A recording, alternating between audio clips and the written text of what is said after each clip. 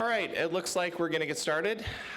We have 5 seats up in the front, or 6 seats up in the front if anybody wants to come in or up. Yeah, we won't pick on you, we promise. We've got a really fun night tonight, and I'm really glad that all of you are here. This is a wonderful opportunity for Woodstock to have Kate here. I've known Kate for about 2.5 years, and she is truly one of the industry leaders in naturopathic medicine and functional medicine. So I'm really happy that she's here. So I'm going to do a little welcome and intro. So this event's being put on by Inside You Health, of which I'm a partner. Steve is my business partner, and I have no idea if he's back there. Steve, come here for a minute.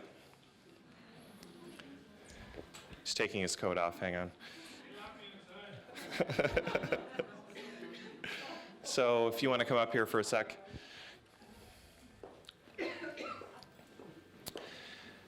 Steve and I became business partners about 2 years ago. Some of you may know that I've been writing in the Oxford Review for about 10 years now. My first article came out in January 2004. And through a series of fortunate events, Steve and I crossed paths, and we decided to partner up and join our collective energies and our passion for people. And so this educational platform is an outgrowth of that. I'm going to talk a little bit more about that later. But does everybody know Steve? Okay, I hope you do. Yeah, he's a good guy. Thanks. So welcome. I'm going to show you guys the agenda. So tonight, I'm going to give about a 10-minute little spiel thing, and then we're going to have Dr. Kate talk about the connection between belly fat, anxiety, and insomnia.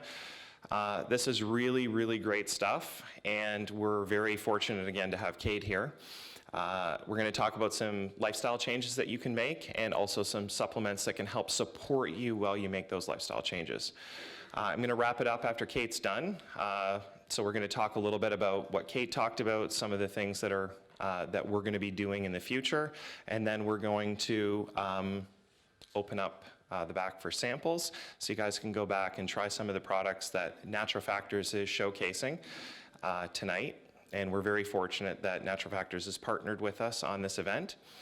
And after that, we're going to have the gift basket draw. Natural Factors has been very generous. The gift basket's worth about $100, and we're going to select one of you from the ballot box that we had you guys fill out tonight. Okay? So that's the agenda for tonight. So what is Inside You Matters? That's what this platform that we're doing is called. It's called Inside You Matters. Steve and I came up with this idea about 2 months ago or so, and we thought Woodstock needs an educational platform such that every person that comes into the store can be educated and be an informed consumer about your health. This is less about supplements and more about lifestyle change. It's more about sleeping well. It's more about being happy and joyful. It's more about that persistent state of health that we want all you guys to have. The supplements are just that. It's supplemental. That's what those supplements are there for. It's supplemental. If you can have some foundational pieces, that's what we want you to have. But sometimes you need a little bit of an insurance policy. You need a little bit of something to get you over a tough spot in your life. That's where the supplements come in. But there's no substitute for eating healthy meals. There's no substitute for getting good quality sleep. There's no substitute for having good relationships in your life with family, friends, and loved ones. That's what Inside You Matters is about. Inside you, what's happening in there matters to us, and it matters to you. And we want to create the sense of community in Woodstock and Oxford County that lets you guys know that we care about you. But we'd like to have a reciprocal relationship too, where you care about us, because we're putting a lot of hard work and sweat equity and a number of other things, which I'll talk about in a second, so that we can come together as a community. And if we help you and you go help your families, that's powerful stuff. That's what this is about. A little bit about me. Has anybody read my articles in the Oxford Review, perchance? I've been writing them since January 2004. My most recent really popular series was on curcumin. I wrote a 4-part article series on that, and actually Kate and I were just talking about this beforehand. There's a couple new things that have come out that I'm going to talk about shortly. But one of the things that I'm doing right now is I'm submitting myself to something I call academic servitude. And what that means is I'm 40 years old, I've decided to re-enroll in university and go back to school to become a naturopathic doctor. I've been doing that for the last 12 months. I'm in my second semester right now at the Canadian College of Naturopathic Medicine, which happens to be Kate's alma mater. She graduated in 2002. And so I'll tell you that the program, as Kate can attest to, it's rigorous, it's comprehensive, and it gives you a lot of incredibly good skills. What you may not know in Ontario, and I'd like to tell you a little bit about what's happening right now, is that naturopathic medicine in Ontario is going through a transition. And there's even a council set up called TC CONO, C-O-N-O, which stands for this, the Transitional Council of the College of Naturopaths of Ontario. Naturopathic doctors are this close. So I just got an email today from the OAND, which stands for the Ontario Association of Naturopathic Doctors, that by June 1st of this year, 2015, they expect the proclamation, which is the proclamation of the act called the Act of Naturopathy, to be proclaimed in Ontario. It's a legal process. Once that takes place, naturopaths will move from the old paradigm, being under the Board of Drugless Therapists, and move into the Regulated Health Protections Act, which means that they will have a scope of practice and they will have things that they're allowed to do under the law, including making a naturopathic diagnosis. This is big news for Ontario. BC, surprise, has had this for a while already. And my colleagues in BC, they already have prescribing rights. So they have what's called inclusion or exclusion criteria. So they aren't allowed to prescribe a certain series of pharmaceuticals. And that may seem odd to you that are very naturopathically minded, but those of us that are looking forward to being a primary care naturopathic physician, we have to look at reality. If someone comes in with pneumonia, I need to be able to say, A, assess for it, so do a differential diagnosis on whether or not that person has pneumonia. And secondarily, I need to treat that acutely. And sometimes herbal medicines aren't powerful enough. That's just the reality. But as a naturopathic doctor, I want to teach you how not to get sick again, how to fortify your immune system so you don't have to be subject to those things. And that's what naturopathic medicine is. It's becoming an incredibly good complement to the established medicine. We can't eliminate established medicine. If you're in a car accident, the naturopath is probably not the person you want to go to, okay? You probably want to go to the hospital, especially if it's a sucking chest wound from being in an accident. Naturopath's not who you want to go to. There's not really a balm that can help you with that. So for myself, that's what I'm doing. I'll graduate in 2017, and then I guess at that time I'll be Dr. Dave, because under the new act, we have title protection, and so we'll be one of 5 doctors in Ontario, of which are optometrists, dentists, chiropractors, naturopathic doctors, also veterinarians. They also get the title of doctor, and then medical doctors. So we'll be captured within that. So anyone heard about med games? I'd be surprised if anyone. You did? Oh, great. Did I tell you? No, you did? Okay, good, all right. So I went to this 2 weeks ago in Montreal, and this was an incredible experience. What Med Games is it's every single allopathic medical school in Canada has the opportunity to send however many med students want to go to participate in a very broad group of sporting events. So, in 2011, this is kind of a funny story, so bear with me. In 2011, the Canadian College of Naturopathic Medicine, which is the incumbent naturopathic medical school in Canada to train naturopaths, sent a team to Med Games in 2011. We ended up finishing 4th but really it was first, because the Quebec schools always finish 1, 2, and 3, like the University of Montreal, Laval, and Sherbrooke. They always finish 1, 2, and 3. They have some very, very competent athletes there. But we beat every other med school in Canada by coming in fourth. Unfortunately, we did too good. We weren't invited back until this year. That's just the truth. So what happened is this year I'm part of what's called, I'm the co-chair at CCNM called the Interprofessional Education Council, or IPEC. And as part of IPEC, we decided this year we'd like to be re-invited to Med Games. So we sent out an olive branch to McGill University and asked them if we could be included. And the funny thing is that the person that looked after Med Games this year remembered us from when we were there in 2011. And he said, you guys were awesome, absolutely. You guys can definitely be part of Med Games this year. So we brought 100 students to Med Games. We ended up finishing 9th. And so when I talked to the president at CCNM when we came back, he said, okay, good, you didn't finish 4th again. We'll be invited back next year, which was good. I played on the soccer team. We did really well. Unfortunately, Sherbrooke, their point differential was a little bit better than ours. So they went on and actually medaled, and we didn't, but that's okay. I had fun playing it. But here's an interesting story. We're being shuttled in between venues. And there's a group of 6 of us naturopathic medical students talking on the bus about a protocol that I was working on with acupuncture with someone that had torn 2 ligaments in their ankle playing soccer. And a female, 36 years old, and having a little trouble coming back to playing. And I did a protocol where I used 5 needles on the first treatment and 10 needles on the second treatment. And by the second treatment, she felt a lot better and gained incredible mobility. The inflammation was lowered. It was a brilliant thing. But this is the thing that happened that's a little bit magical.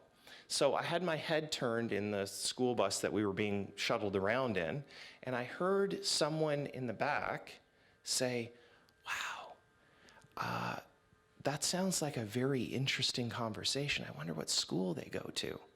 So I overheard that, and I said, oh, we're at the Canadian College of Naturopathic Medicine. This opened up a 20-minute dialogue about how the new breed of medical doctor is incredibly interested in what we're doing. This is good news for Ontarians. This is good news for Canada, because we need this bi-directional dialogue between people that says, hey, what you do is important and valid. What we do is important and valid. Let's build some bridges, because it's you guys that's who I'm interested in helping to heal and make better and happy. It's not about who has the better medicine. That has to go by the wayside. It's how can we work together collectively to make everyone healthy. And Steve and I, our corporate vision is changing the world one life at a time, one meal at a time, one fitness work at a time, one supplement at a time, one healthy meal at a time. So that lifestyle medicine piece, that acupuncture piece, those things that are on the fringe, the new medical doctors that are 24 and first and second year at McMaster, Western, and U of T are very interested in what we're doing. So that's the good news that came out of Med Games. What's new? This platform that we're doing is new. This educational platform is new. There's a lot of information in terms of botanical medicine, in terms of some of the things that we're going to talk about tonight. Kate, I think back when you graduated in 2002, most allopathic medical doctors would have said that something called leaky gut syndrome would have been way out in left field. They would have said, absolutely not, except that it's true. And now it's all over the gastroenterology journals. Yeah, right, and now it's all over the gastroenterology journals where they're saying, oh, leaky gut does exist, gut permeability does exist, zonulin and tight junctions in the gut do exist, celiac disease is a real problem, autoimmune mediated gut dysbiosis is a real problem. So now that's another thing that's opening dialogue. And naturopathic doctors are gaining legitimacy because, hey, not only were we there first, but we were getting it right a long time ago. It's brilliant. Our team. So I just want to recognize our team. Sam, where is our team? Are they sitting around? Can everyone stand up and just, I just want everyone to see who you are. I want to call you out by name just really quickly. So back in the corner, Melissa, just raise your hand. Melissa's in Woodstock. She's awesome. We've got Jocelyn back there. Jocelyn, just raise your hand. Jocelyn's our event planner. Bonnie, raise your hand, Bonnie. Bonnie's our colon irrigation specialist and hydrotherapist. She's doing great work. Jacqueline, you want to raise your hand? Jacqueline's our naturopathic doctor. Kirby, Kirby is in Woodstock as well. She's awesome with food. Lindsay, Lindsay's back there. She's awesome with fitness and sports nutrition. Sam, you want to raise your hand? Sam, I'll tell a little tiny story about Sam. Sam is Inside You's first employee. And how long have you been with the company now, Sam? 2.5 years. 2.5? Awesome. And remember, this started like this was a 2-person operation way back when, and now we have, we're growing because of you. Sue, you want to raise your hand? So Sue's in Norwich now. We've opened a new location in Norwich. If you haven't been there yet, I recommend that, I would suggest that you go visit it. It's actually nicer than the Woodstock location. But it's really bright and everything else. Lillian, you want to put your hand up? There's Lillian. She's our store manager in Norwich. She's done an absolutely phenomenal job of bringing vendors and people together and doing a bunch of demos and cool stuff. So we have great people. Am I missing anybody? Some people that aren't here, but we have a great team at Inside You. And one of the things that gets me up in the morning is the work that these fine people are doing, because they come with passion every single day, and it makes me happy. Okay, and of course we have a draw. Natural Factors has done a phenomenal job of putting this gift basket together. It's worth about $100. At the end of the night, I don't know who's going to be drawing for it. I don't think it'll be me. But one of you in this room is going to win this gift basket.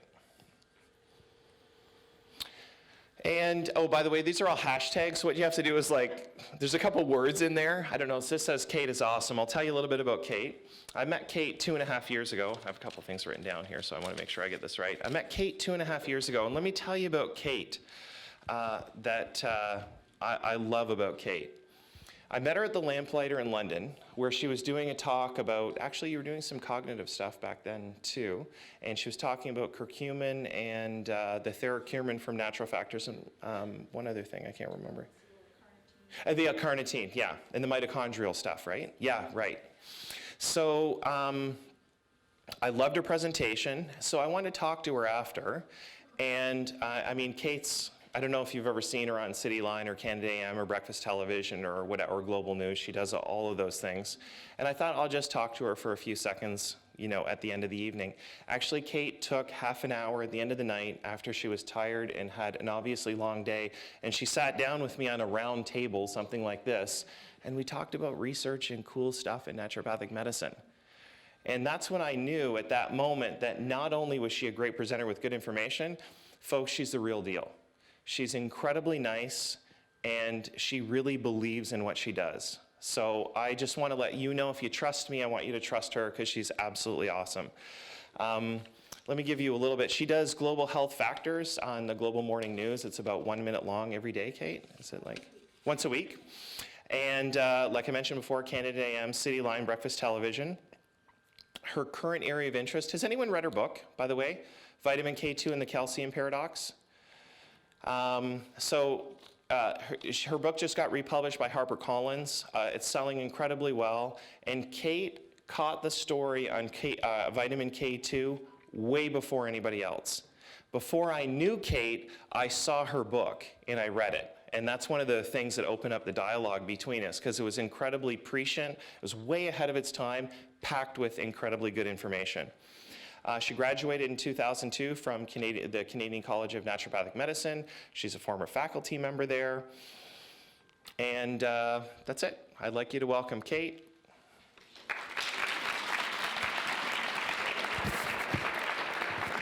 Thank you so much, Dave, for that great introduction. And, oh yeah, you're plugging me in again. Great. Get these slides up here. To go back into, here we go. Thanks. Let me just get this up so everybody can see it clear. All right, and I'm also absolutely thrilled to be here and to see so many people out tonight. So, congrats to you, kudos to you for taking time out of your busy schedules to take steps to educate yourselves and be proactive about your own health. I'm delighted about that. I'm not delighted that you may be here because you're not sleeping well, or you're stressed out, or you've got cravings.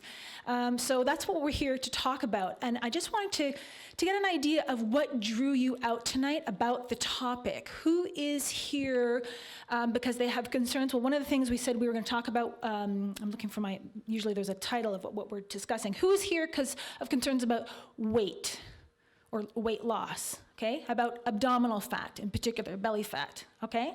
There's some shy hands on that one. Yeah, okay, got it, all right. How about sleep? Who has concerns about sleep? Okay, lots of hands for sleep. Okay, cravings, sugar cravings, sweet cravings in particular, any kind of cravings, a few less hands, but all right. When we were saying sleep, is your concerns who says problems getting to sleep? Okay, who can get to sleep, but they have problems staying asleep? Okay. So for the people having problems, who has both, getting and staying asleep? Okay, who's just waking up early, waking up every few hours, tossing and turning, not waking up refreshed? All right. For the people who are having problems staying asleep, who's waking up at about 3 o'clock in the morning? Okay. Anybody waking up at other times, around 3 o'clock? Anybody waking up at other times, like every 2 hours? Oh yeah, a lot more hands. Oh, okay, every 2 hours. All right.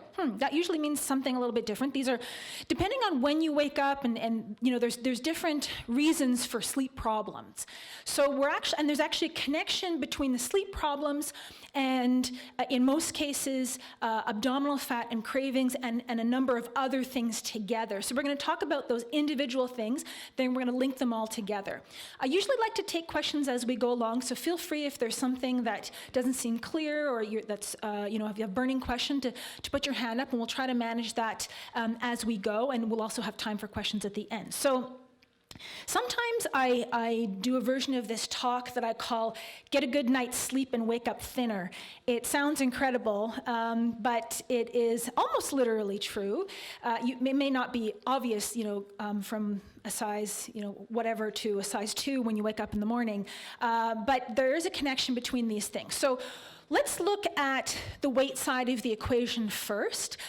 And we'll bust a few myths about weight and weight loss, and then we can understand a little bit more about excess body weight and why it's there for most people, and then that'll lead us into a few other topics. So anybody who's ever wanted to lose weight has probably tried a diet, right? We've all tried diets throughout our lives, and we all know at this point that diets don't work for lots of reasons. First of all, people don't like feeling deprived. That just goes against human nature. If you feel like you're missing out or you want a food you can't eat, you can't stick with that. Diets often decrease metabolism. And so what happens, and no matter what you say about dieting and weight loss and what diets you talk about, for a long time it was low fat. Nobody ever really lost too much weight on low fat because low fat was very high carb, and now it's low carb or high protein. And now the thing, I don't know if you've heard yet or not, is high fat diets. There are people who are eating almost just exclusively fat, ketogenic diets. But no matter what you say about what you should or shouldn't be eating, eventually somebody's going to pipe up and say, usually pretty smugly, losing weight is just a matter of eating less and exercising more, right? We've all heard that. Portion control, eat less, exercise more. But in fact, usually, when you eat less and exercise more, you're sending a very powerful message to your body. You're looking for food and you can't find it. That's what your body thinks because you're eating less and exercising more. And so this can decrease your metabolism. It can cause your metabolism and fat-burning enzymes to downregulate or slow down, such that when you eventually go off the diet, you gain all that weight back and then some, right? Your body's putting a little bit on just in case there's another famine. So everybody's experienced this yo-yo weight gain problem, which usually leads to more weight gain over time. The third very important factor that diets don't address is, well, two things. Blood sugar levels, which is important for everybody, whether or not you're diabetic, and hormones. Hormones are very, very important when it comes to weight gain and weight loss. And I'm not talking about estrogen or testosterone, which is typically what we think of when we hear the word hormone. But I'm talking about primarily, well, the three hormones that affect our weight the most are insulin, which is secreted more or less depending on the foods we eat. Then there's cortisol, which comes from what? Stress, right? Stress hormone, everybody knows that. And then thyroid. Now, I won't talk about thyroid too much tonight, even though I know it's probably a concern for lots of people in the audience, because thyroid is often secondary to the first two things I'm going to talk about. When you can manage those hormones, thyroid is often improved, and there can be other factors as well with thyroid. Good to speak to a practitioner about that. But we're going to focus on the first two hormones, insulin and cortisol. And we'll just explain those briefly, and understanding those helps understand what's happening here. So why abdominal fat? Abdominal fat is actually different from the fat in the rest of our body. We're not crazy about excess fat anywhere in our bodies, but in our arms and our legs, fat is mostly just inert insulation, storage, you could say. But abdominal fat cells are not. Once abdominal fat cells reach a certain critical mass, once they grow to a certain size, they actually change their nature. And they go from being those inert, inactive storage fat cells to being individual little endocrine glands. That means they start to secrete hormones that they weren't doing before, and they start to respond to hormones. So that means once this change happens, you have, well, you can think of it as either millions and millions of little endocrine glands or one large endocrine gland in your body that you never had before. And this completely changes your metabolism. It changes the way you respond to food. It changes a lot of things. And those fat cells, they begin to, as I said, secrete hormones. And they're hormones that actually they cause a number of things that we'll talk about, but they cause you to put on more weight. And this may seem like a cruel trick being played on us by Mother Nature, but it's not. This is actually a system that is designed to protect us. Because if you think about it, for most of human evolution, food was scarce. We had famines periodically, sometimes even annually. And so the body had to develop a way to put on as much weight as quickly as possible in order to prepare for the lean times, because there were always lean times. And so we developed very sophisticated mechanisms to encourage us to put on weight, because getting enough food for millennia was our problem. And now that's no longer our problem. There's always enough food. The famine is not coming, it seems, anytime soon. And our bodies are in this mode, storing mode. And we never developed any mechanism really to protect us from too much food. And certain types of foods, the foods that we tend to crave, the foods that tend to be comfort foods and taste really good to us, are the foods that will trigger this system that will cause us to put on more fat, that will cause our abdominal fat cells to undergo this change. And this change, as I said, is encouraging us to put on weight. So it will do funny things like it'll push you to shift your caloric intake to later in the day. We've all heard, you want to eat less at night before you go to bed, right? So you may not feel hungry in the morning. So who sometimes doesn't feel like eating breakfast? Say breakfast is the most important meal of the day, but some people wake up and they don't want to eat breakfast, so they feel sick in the morning. And then they want to eat lots at night. Or they may even wake up at 3 o'clock in the morning then want to eat. Not everybody who wakes up at 3 o'clock in the morning wants to eat, but some people do. And this is all part of the system. Now, if we understand why the system exists and what starts it and the hormones involved, it actually becomes much, much easier to stop it. And our new goal is not necessarily losing weight, but controlling those hormone levels, our blood sugar and hormone, and then the weight loss follows. People talk about needing to lose weight to be healthy, and I think when a lot of us are trying to lose weight, we're trying to be healthier.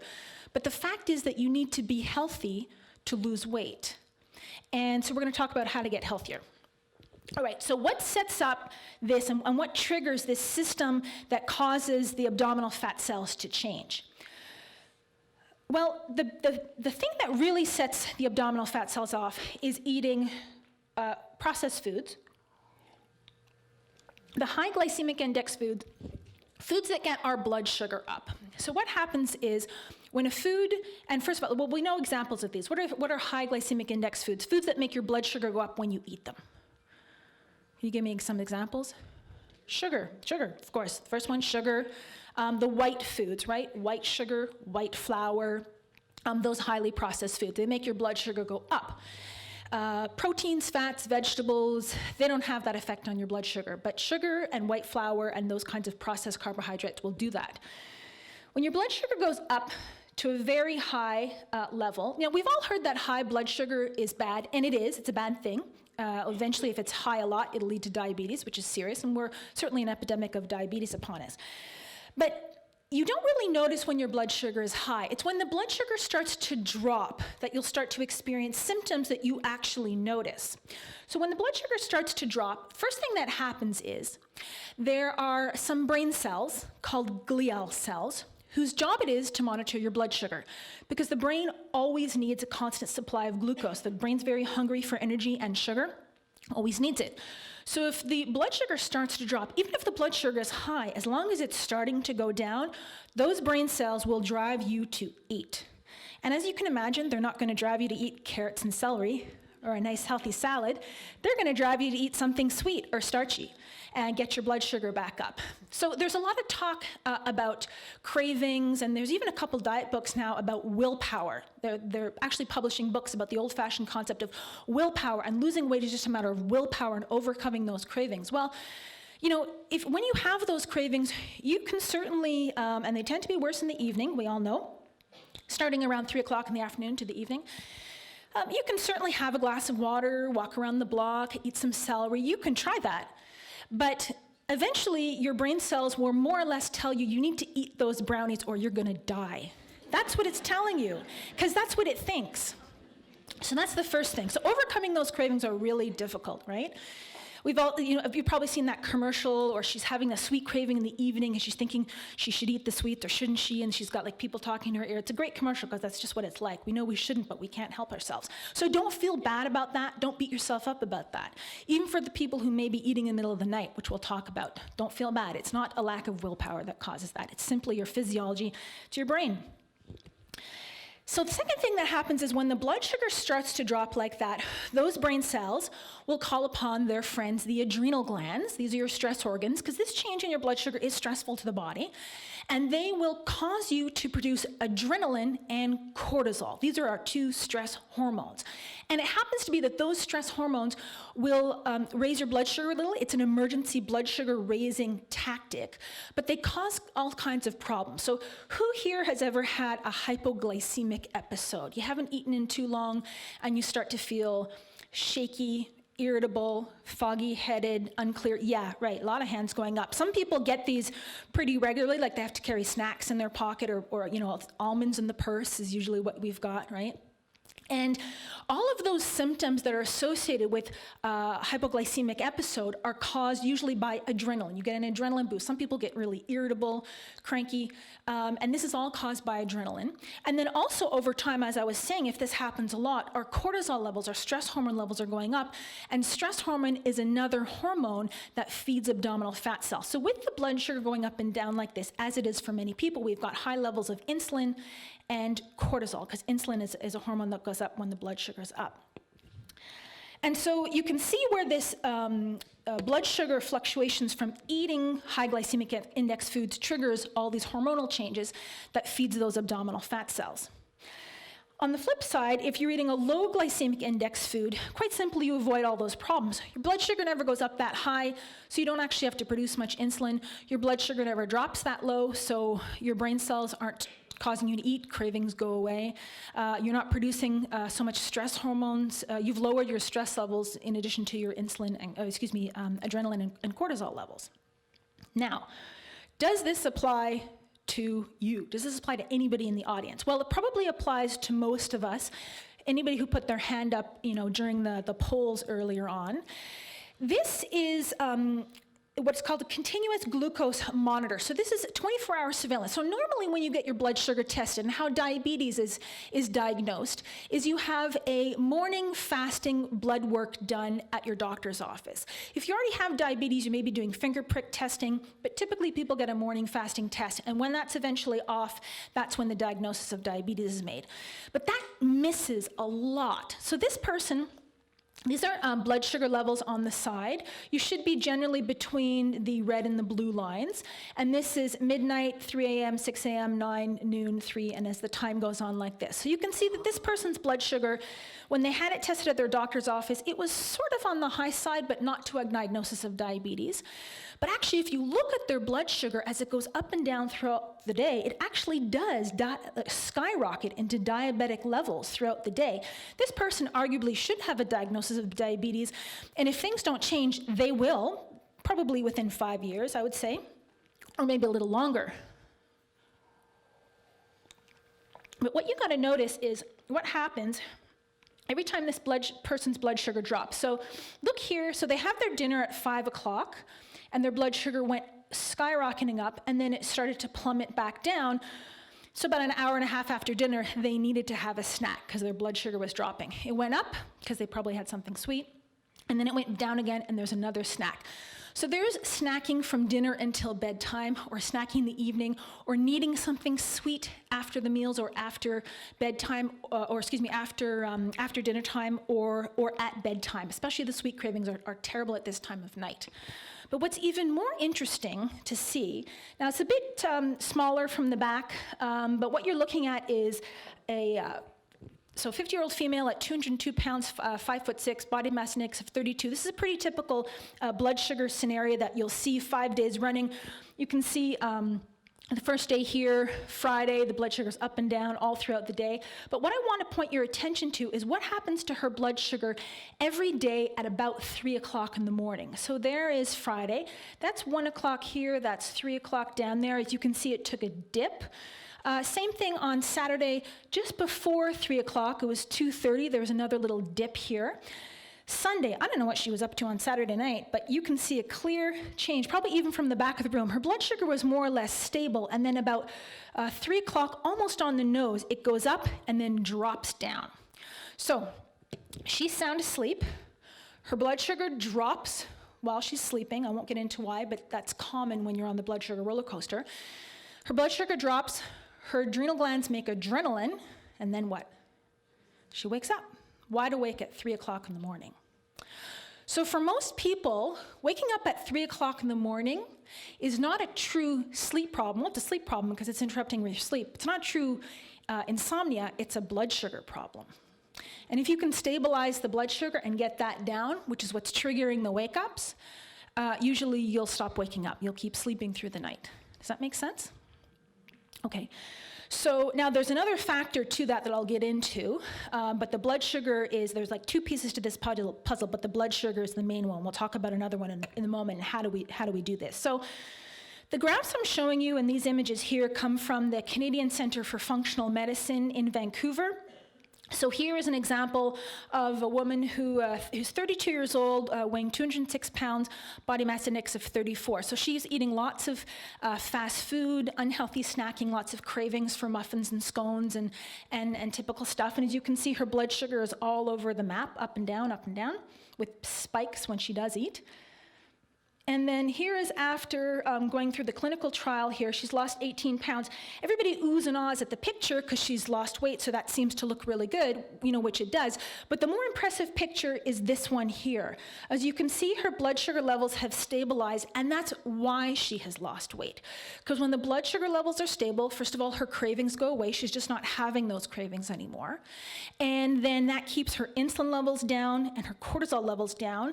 And that when those are down, there's no signal to the abdominal fat cells to grow until they start to shrink.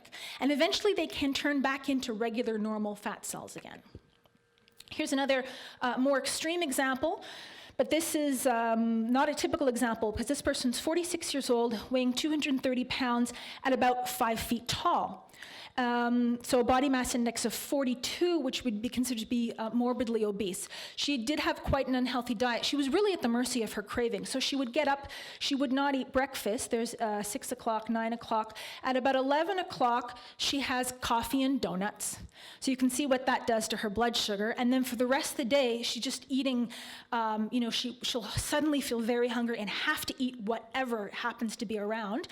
And then you can see, even from the back of the room, what happens to her blood sugar at 3 o'clock in the morning.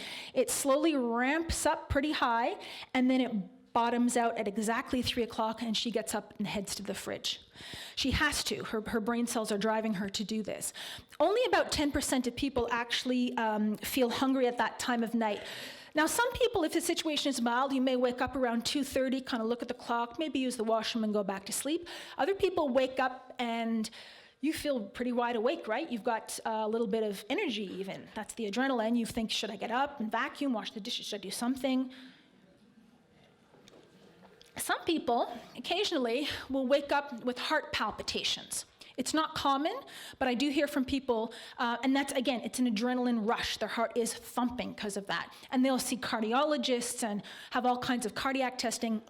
They're just having an adrenaline rush.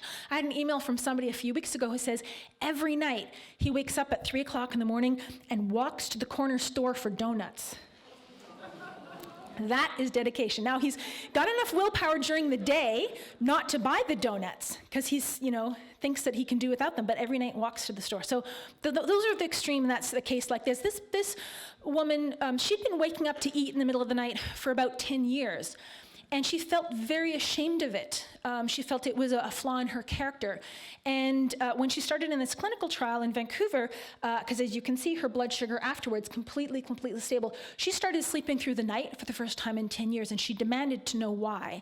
And this was the case that kind of unraveled this situation of what's called nocturnal hypoglycemia, that I've been talking about for many years now, almost 10 years now, but I'm starting to hear about it more in journals and the media, that the idea is getting out there. So what can we do? Now, as I said, it's high glycemic index foods that trigger this situation. So obviously eating low glycemic index foods is going to be helpful, but I can tell you that if you already have a lot of the signs and symptoms that we're talking about here, the cravings and waking up at 3 o'clock in the morning, for example, it can be very difficult, not to say that you shouldn't be having a healthy diet, absolutely we all should, but it can be very difficult to follow a healthy diet and maintain that just with good food choices. And so there's a few little tips and tools that you can use to help break that cycle. And this is one of them that has been used in these clinical trials. PGX, it's a combination of 3 soluble fibers developed at Canadian University.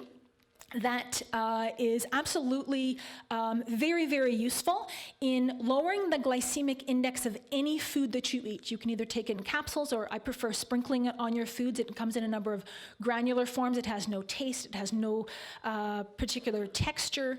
And it will lower the glycemic index of any food that you eat. And once you have lowered the glycemic index, well, it stops that cycle. So you're off the blood sugar roller coaster, the cravings go away, and eventually all those other benefits of lower insulin and lower cortisol follow, and for many people, better sleep follow. So I'll just say a little bit about PGX, what it is, how you take it, what you might expect, and then we're going to talk about another factor in the waking up at 3 o'clock in the morning that can be a concern for some people, and those other sleep problems that we had mentioned, okay?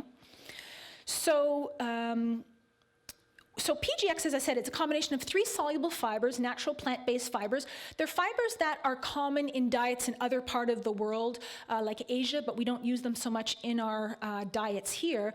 And for some reason, the combination of these 3 soluble fibers together is very powerful. In other words, just a small amount of this fiber will absorb a lot of water, because that's what soluble fiber does. When we hear the word fiber, we often think of bran. But bran are those, the flakes of fiber that, as their name would imply, don't dissolve in water. And bran is good for, as we've heard to say, it acts like a broom to sweep out the colon. Certainly important to have a clean colon. But aside from that, all the other benefits that we want from fiber come from soluble fiber. This is this invisible fiber. When we hear things like fiber lowers cholesterol and all that kind of thing, it comes from soluble fiber. So PGX is a combination of soluble fibers that will absorb water. And when they do that, first of all, they absorb water so you feel full, because there's a certain filling effect. There's actually a stretching of gastric receptors that sends a message to the brain that you are full. So you do want to eat less for that reason. But more importantly, they combine with the sugar that's in your food and release that sugar more slowly into the bloodstream. This is how they lower the glycemic index of any food that you eat. So in theory, and the slogan for PGX used to be, and it may still be, PGX will change your life even if you don't. Now, as a medical practitioner, I don't like the idea of people doing anything or taking anything and not changing their lifestyle. But actually, with PGX, what people find is pretty soon, since their cravings are going away, they are making healthier food choices and they are improving their diets because they can, because they're no longer being governed by their cravings. To give you an example, and the dosages range, we'll talk a little bit about dosages. So let's just talk about the forms that PGX comes in, because we've got a few of them here. So, as I said, PGX comes in two main forms. You can get it in granules and a number of powdered or granular forms that you can sprinkle on your food or mix into a shake. And you can also get it in soft gel capsules. Lots of people like the soft gel capsules because they're convenient. But personally, I like to put the granules on food or have one of the shake slim styles or one of the protein, PGX and protein, because people tolerate it well and it just becomes part of your daily diet.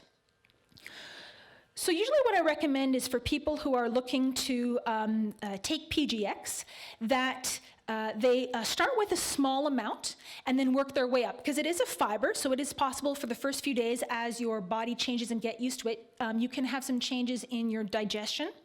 And then usually after about 3 days, that resolves. Some people who take the capsules, they say it takes them longer to get over those symptoms. Other people don't have symptoms. And typically people taking a shake or one of the granular forms, so we have here PGX mixed with protein, that after about 3 days, they're loving the way they feel full, the cravings are gone, you can have chocolate in the house and it doesn't even call to you, and that makes a difference for them.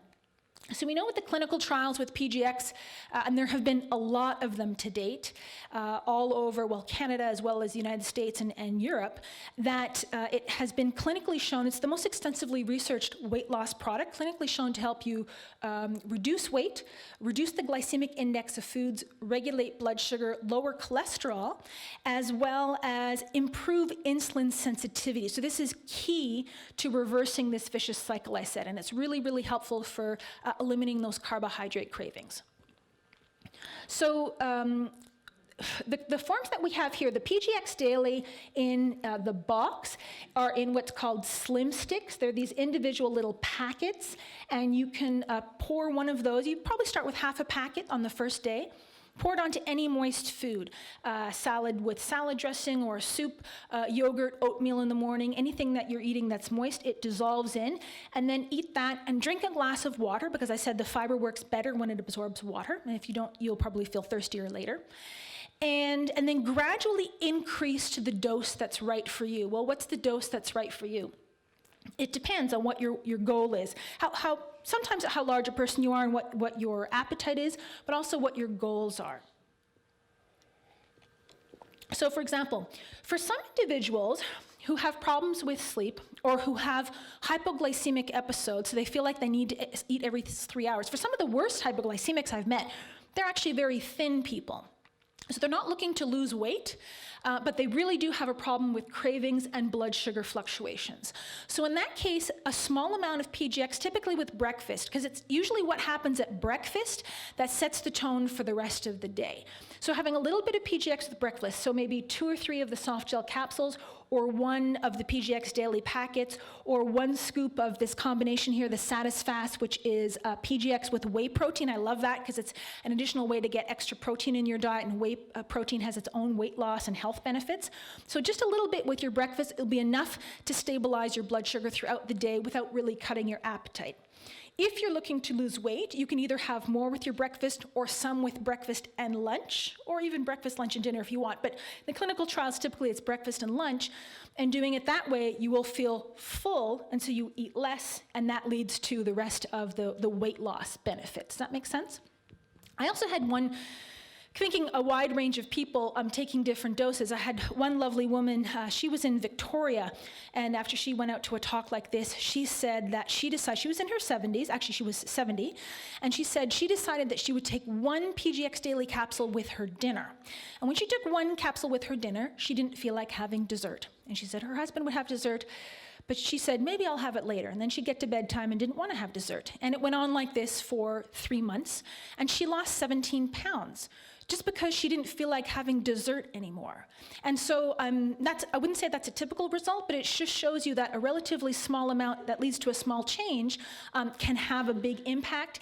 And the dose of PGX that's right for you can vary. So this is where shopping at a place like Inside You can be very helpful, because the people who work there can advise you on, what form you might like, and what might work best for you, and in getting that kind of support. But I'm telling you that as long as you take it, it works.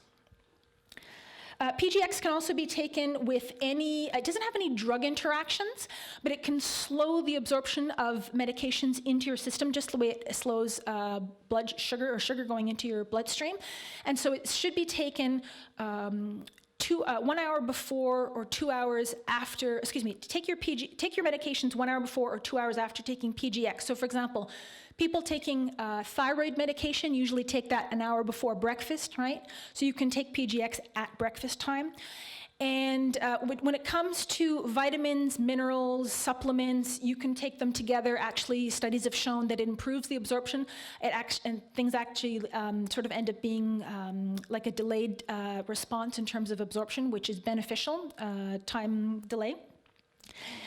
And then you go from there, and you can see a big difference with the cravings. So as I said, that takes care of the blood sugar side of waking up. But there's another aspect to waking up at 3 a.m. that may be a factor for some people. So some people may have noticed that you just only started waking up at 3 a.m. after or around menopause. Yeah? Anybody have that? And they figured it's a menopause thing, right? Okay, so we'll talk about that. It is still blood sugar that's at the root of the problem, but blood sugar was an issue before, and it wasn't waking you up. Why is it now? What has changed? So we'll talk about that. Any questions on that before we move? Now you all want to hear what I have to say about that. Okay, so let's talk about stress in general, because that touches on the other sleep concerns we have and some of the other aspects of waking up at 3 o'clock in the morning. Stress is truly an epidemic. It's a word that gets thrown around a lot, but it is really a killer. It does bad things to our bodies and our brains, and we are under a lot of stress. And I think we can kind of underestimate the amount of stress we're under and what it really can do to us. So when we are faced with stress, any kind of stress, even stresses that we may not be consciously aware of, like our blood sugar fluctuating, then it causes our adrenal glands. These are these hat-shaped organs that sit on top of our kidneys. Those are our adrenal glands. They will produce stress hormones, adrenaline and cortisol. And over time, if they keep producing those hormones because we're under stress, because our stress response was designed to deal with lions and tigers. In other words, things that come at us and then go away. The fight or flight response. But nowadays, we've got traffic and taxes, and that kind of stuff never goes away. And our adrenal glands weren't really meant to deal with this kind of chronic, ongoing stress. And so if you're under stress a lot, your adrenal glands can literally become tired. They don't work so well. They're not that efficient. They need lots of nutrients to do their job and support to do their job. And if they're working a lot and not getting those, they can become tired. And when they become tired, adrenal glands start to act erratically. So and it leads to a condition called adrenal fatigue. Now, I'm presuming that most people have probably who's heard of adrenal fatigue? Okay, good that we've got some hands up. So adrenal fatigue, this is when our adrenal glands really aren't working as efficiently or as well as they should. And so you may feel, here are some of the signs and symptoms of adrenal fatigue. You may feel fatigued, tired, especially in the morning. You're dragging in the morning, waking up unrefreshed and not being able to get up and go. Low blood sugar or rapid fluctuations, it's a bit of a chicken and an egg scenario with the stress. Feeling burnt out or lethargic, if you've been through a period of stress and feeling burnt out. Mild depression, just kind of having the blues. Low libido, because the adrenal glands also produce sex hormones, and when the adrenal glands are tired, that's the first thing they're going to give up on.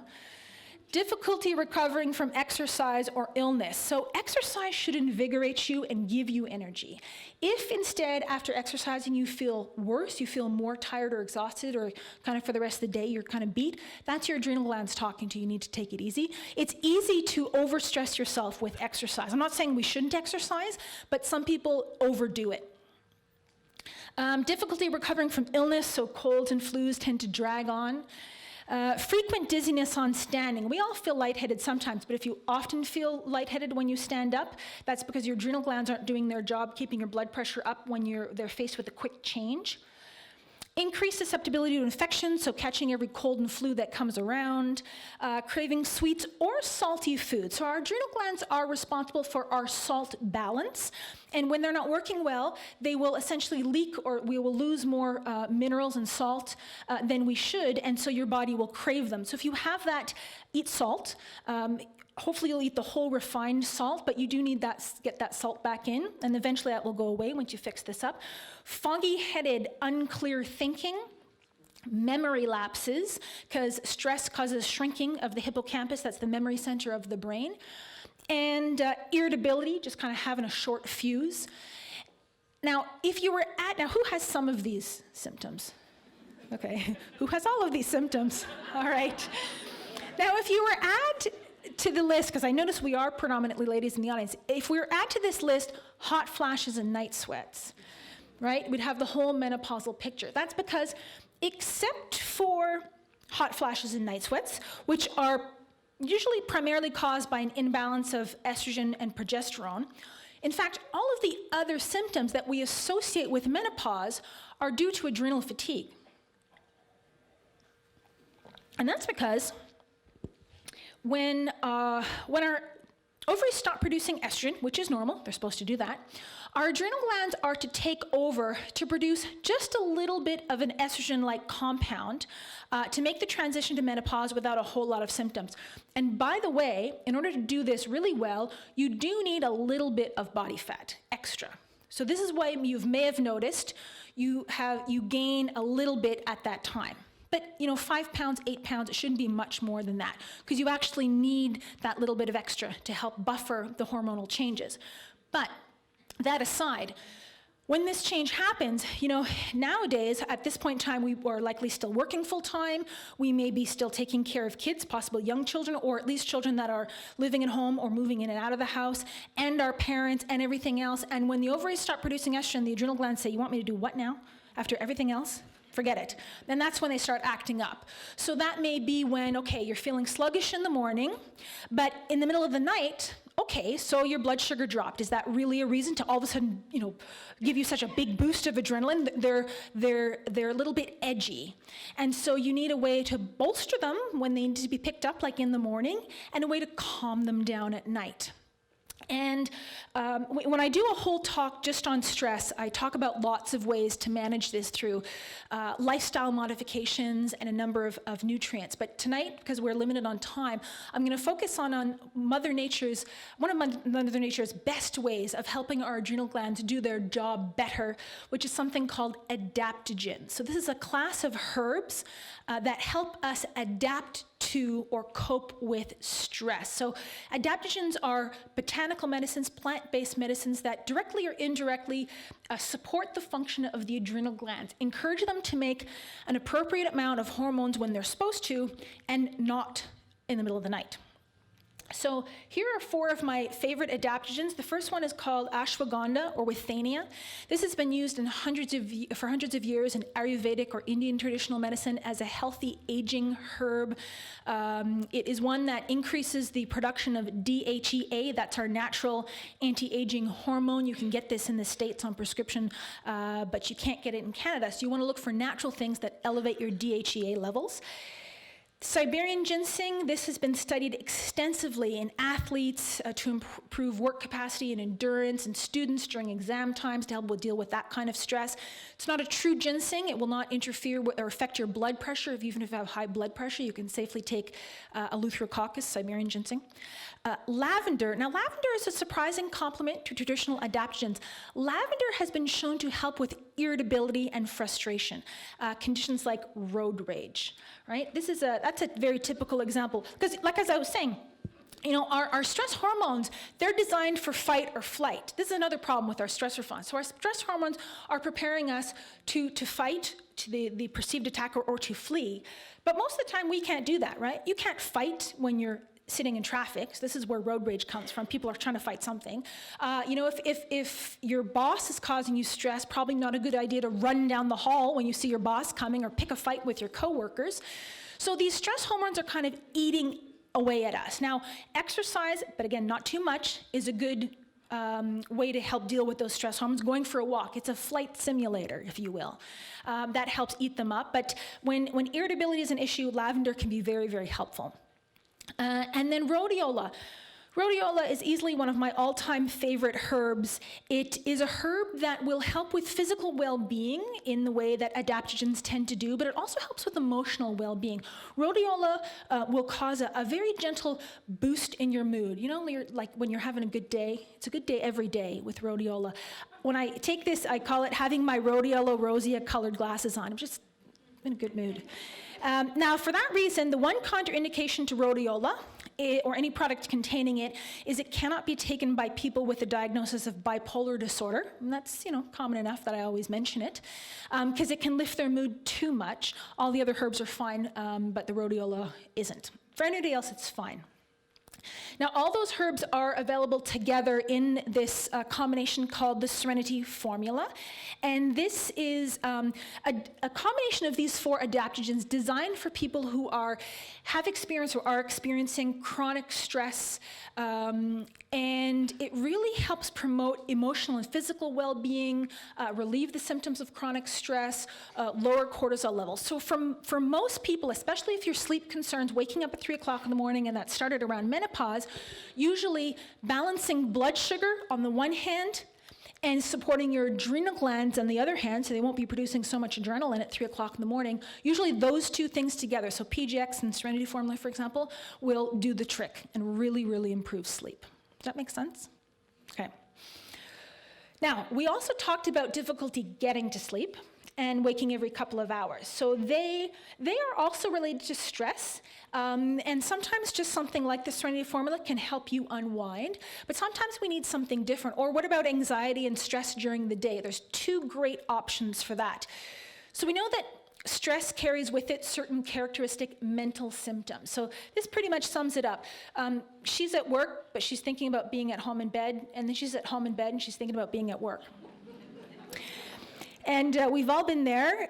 Memory lapses, confusion, disorientation, nervousness, anxiety, and panic attacks. These can all be problems throughout the day or at night, right? You lie down, it's called the wired and tired syndrome. You're tired, you want to go to sleep, but you just can't shut off your brain. Or sometimes you go to sleep. The waking every 2 hours can be, you feel like you never really stop thinking while you're sleeping, right? Or maybe that's often when the waking every 2 hours can happen. So there's 2 things that work really, really well for this that are equal, but I just happen to be mentioning first.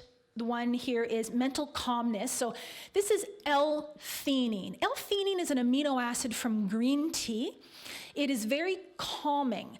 It will gently provide a very calm, relaxed state without causing drowsiness. So L-theanine can be taken anytime during the day for deep relaxation and mental clarity.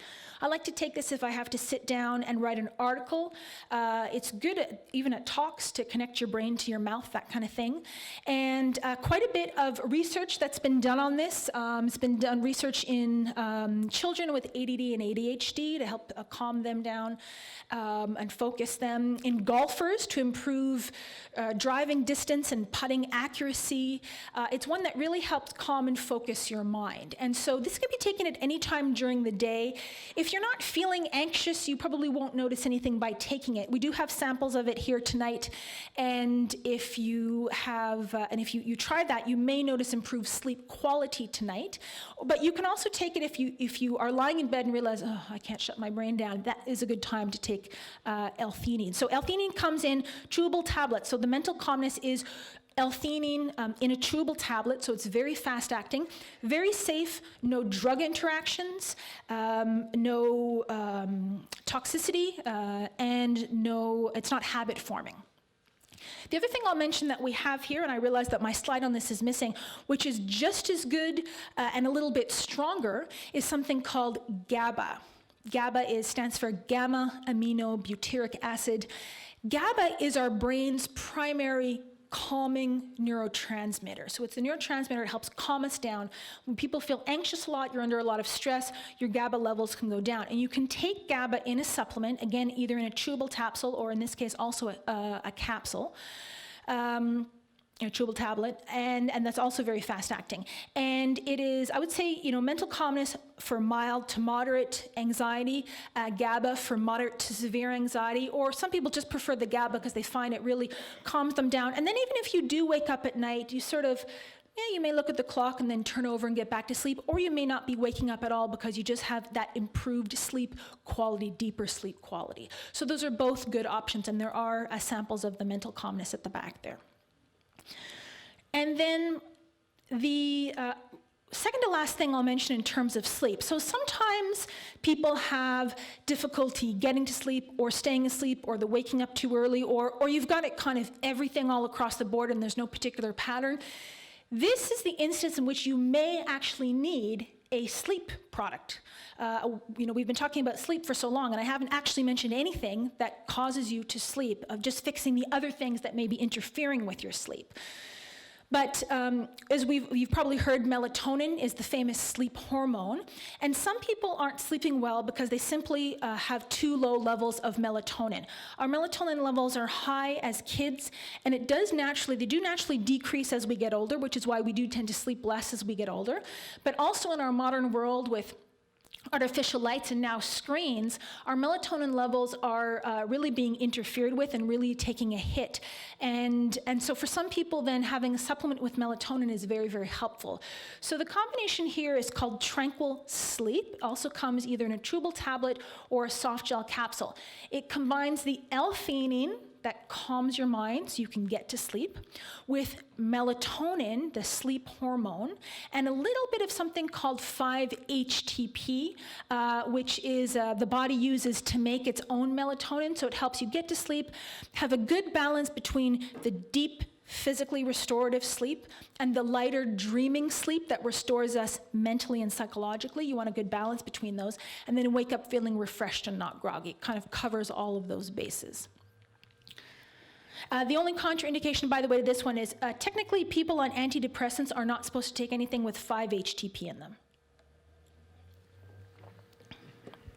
Although the amount in this product is very, very small, so it's worthwhile to speak to your doctor about that individually.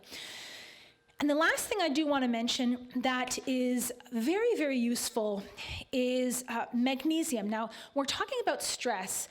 Magnesium is the anti-stress mineral. Magnesium has over 300 actions in the body and uses in the body, and it does so much for us. And we do tend to be depleted of magnesium under any stressful conditions. Loud noises have been shown to deplete magnesium levels. Actually, any kind of stress will lower our magnesium levels, and magnesium can be very, very difficult to get through your diet. Of course, a good diet with lots of green leafy vegetables, whole grains, as long as they're properly prepared, which is a whole other story. You usually have to soak them before you eat them. That gets the magnesium levels up. Or taking a magnesium supplement, especially at night, because it's very relaxing. Magnesium lowers blood pressure. It relaxes your muscles. If you have restless legs or muscle cramps at night, magnesium's an excellent choice. And we have it here in the Stress Relax line in that the big fat container here. It's a magnesium citrate powder that you can mix in with hot water and just sip it at bedtime. Very, very relaxing, great way to get your magnesium levels up. And it's, by the way, magnesium in general, whether it's in a powder drink or in a capsule, is great for regularity, because it's helpful with that. So magnesium is sort of an all-around mineral, and a deficiency of magnesium does tend to be common. So then the last thing I'll mention, as Dave did in his introduction, is this is my book, Vitamin K2 and the Calcium Paradox, the new HarperCollins cover with the Tower of Cheese on it. And it talks about vitamin K2, which is a nutrient that is incredibly important to guide calcium in your body. If you have concerns around osteoporosis or heart disease, vitamin K2 is a big piece of the puzzle to guiding calcium into your bones and teeth where you want it, and make sure it doesn't end up lining your arteries, causing hardening of the arteries.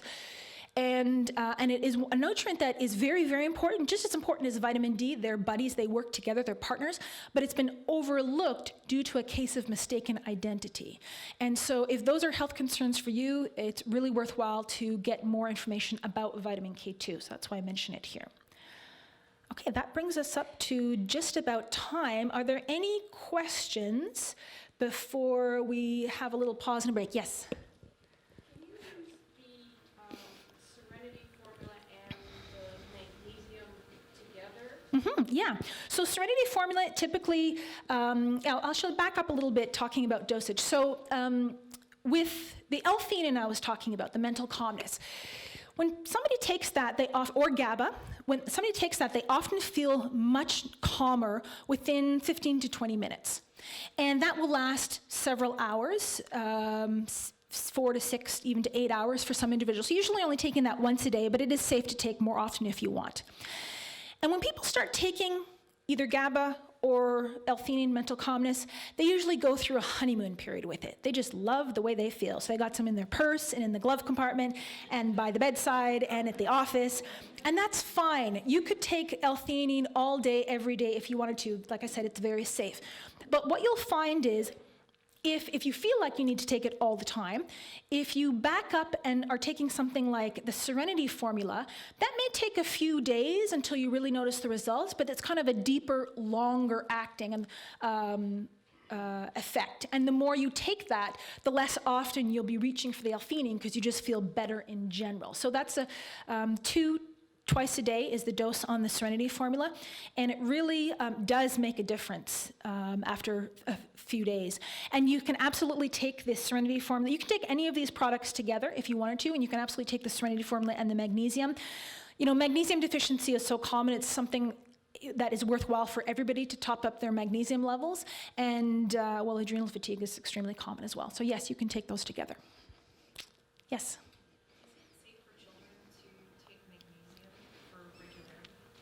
It is safe for children. Yes, it is safe for children to take magnesium for regularity. Now, you have to go slow with the dosing because if you give them too much, they will have loose stools. But it hasn't caused them any harm, and that can happen with adults as well. If they have too much magnesium at once, it can cause a brief episode of loose stools, but then it goes away. Yeah. How much magnesium is enough? Just enough to not cause loose stools, pretty much. So that changed. You know, some people a very small amount, and of the magnesium as a drink I was showing there, and that people, you know, it lowers their blood pressure. They feel really relaxed. But other people can take a whole cup, and you know, they don't skip a beat. So it really varies depending on the person how much they can take. That's why the drink is nice because you can experiment with smaller or greater amounts. You can take it any time during the day, actually, but at night is nice because it is so relaxing. Yeah. Yes, I saw a hand over here. Yeah. If a man and wife or husband and wife share the same conditions, why is it that men fall asleep? It's true. It's true. Yeah. And we can see from our audience, right, it's 90% women. And well, we just have different physiologies, and we are affected differently by these things. But, you know, they're snoring. They're sleeping and snoring, and we're not sleeping because they're snoring. But so there certainly are some differences in our physiologies, and we are affected differently by these things. And we are more likely, because of the changes in our hormones, and that our adrenal glands are more affected and sooner than men are. Yeah. Yes.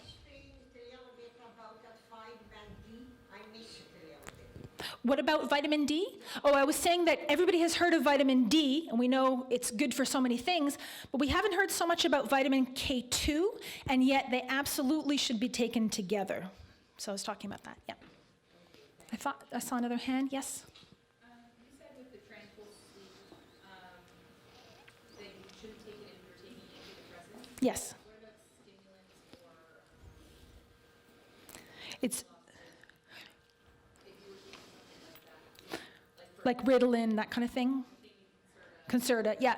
There is not a contraindication with those medicines, but you can look on the individual one, the individual medicine you're taking. If you want to come up afterwards, we can check it. Any other general questions? No? Okay, I'm happy to answer individual questions as, well, we have a 15-minute break. For sampling, there are samples of the mental calmness as well as a PGX drink and the the Satisfast bars. So these are protein bars that they're sampling in the back with PGX, 15 grams of protein, 1.5 grams of PGX. A bar like this and a glass of water will help you feel full for hours, and it really hits that sweet craving without interfering with your blood sugar. So the samples of those at the back, and then we're coming back in 15 minutes. Oh. I'm going to wrap it up first, and then we're going to just... We're going to wrap it up first, and then we're going to mingle and ask questions and sample. Okay, great. So then I'll thank you so much for your attention. You've been a great audience, and I'll pass it back over to Dave.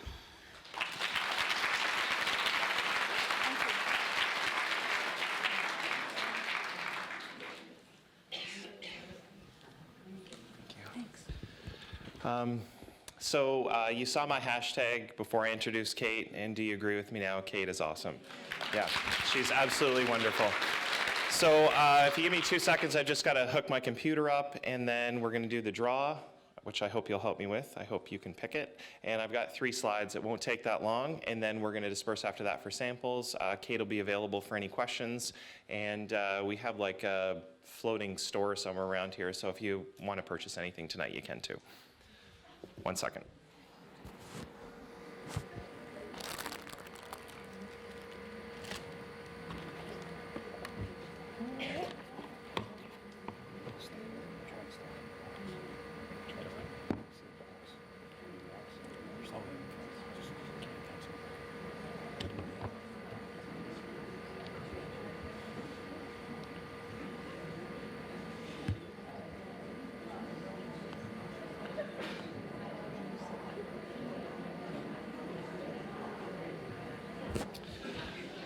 Okay, so I'd really like to just take an opportunity to thank Shannon. Shannon's actually, Shannon, can you wave your hand? Everyone look back there. Shannon's our product rep. So she comes into the store and she lets us know about new products that come down the pipeline through Natural Factors. She is absolutely awesome. She goes way above and beyond in helping us out at Inside You. So Shannon, I really appreciate everything that you've done and, you know, bringing everything together. So if we could give Shannon a round of applause, that would be really great. And also Kate, again, brilliant presentation and great information and everything else. And actually what I did when I was back there, so I have something in my pocket, I actually haven't actually personally tried the L-theanine, so I'm going to do that right now. So I should have taken it before, right? But it's all right. Better late than never. It's really good. There's some back there. You should try that. Those guys are really good. I take this. Yeah, but I take a capsule, just not this one. It's really good. So her commentary about mental focus and clarity and stuff, that's actually all really true. When you take normal university course load is about 5 courses, and right now I'm taking 11. So, I mean, it's, no, it's a lot. So you need a little pick-me-up and help every once in a while, so that's part of it. I just wanted to also highlight this bar right here. Shannon actually introduced me to this last year. Shannon, was it kind of more like September or something, or? First time I tried it, I really loved it. There are samples at the back. I recommend that you try it. If you're a vegan or you like more vegetable-based proteins, I highly recommend trying it. It's really great. So I just thought I'd throw that in there. This is what's coming up next. So on February 19th, it's not what you think. Okay, let's just throw that out there right now. This is medical mushrooms. The magic of mushrooms, Dr. Annie Salzberg will be here. I have a funny story about that. Annie Salzberg is also a TA at CCNM.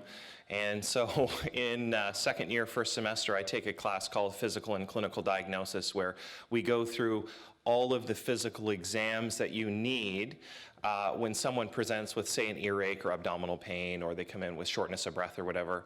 So Annie was one of my TAs that goes through all of the physical exams with me. I didn't know she was coming, and she didn't know she was coming here. So when I see her on Monday, I'm going to say, oh, by the way, do you know what you're doing on February 19th? You're coming to see me, and lots of other people. On March, we're really trying to get Brad King. He may have a scheduling conflict. I'm really excited if Brad comes. It's going to be brilliant. And he may do something on anti-stress, which will be really awesome. And then on April 30th, probiotics. If anybody's been following the news and probiotics and gut flora, you'll know that we have 10 times the number of gut flora that we do cells in our body. So probiotics, medicine for the 21st century, this is the real deal. It's going to change the face of medicine in a lot of different ways. So I just wanted to let you know what's coming up. Everything is going to be very similar to what you're experiencing tonight. We bring in the highest quality speakers. We want you guys to be educated about your health, and we want to service you at the highest level if we can. And then right after I do this, we'll have some samples you can disperse, have a talk with anyone that you want to. I'll be available, Kate will be available, and anybody that's part of the Inside You Matters Health team, they'll be available to answer questions as well. And I wish I had a drum roll, but I don't. But if you want to open this, Kate, and pick out a name, that would be great. Yeah.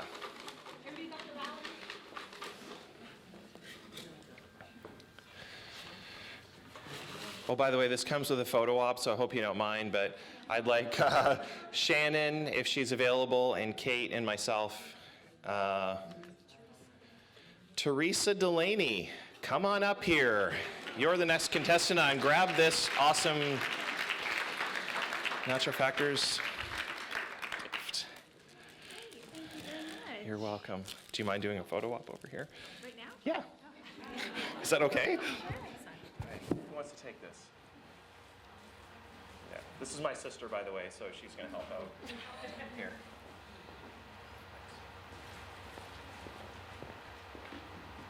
That's a good one. Thank